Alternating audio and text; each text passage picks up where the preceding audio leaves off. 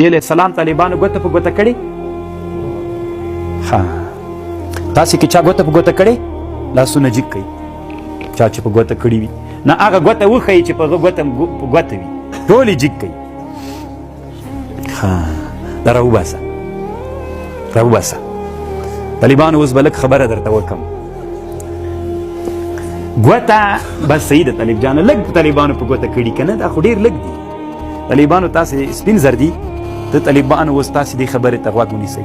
رسول الله السلام چې ګوته په ګوته کوله طالبانو د مقصد دپاره وه که د ښایست؟ ته اوس ورته غوږ ونیسئ. نبي صلی الله علیه وسلم ګوته څه وخت نبي علیه السلام ګوته جوړه کړه؟ چې کله یې خط ولیکه طالبانو کافرانو ته دعوت ورکاو، نو د خلکو صحابه ورته ویلي چې کافرانو کې یو عادت ده، تر څو چې مهر نه وي بې باندې څوک نه مني. د نبي علیه السلام ګوته جوړه کړه، پې لیکلي ول محمد رسول الله، بیا یې راواخیست طالبانو، مهر یې ورته پې ولګېد. نو رسول الله د چا دپاره لګولې وه؟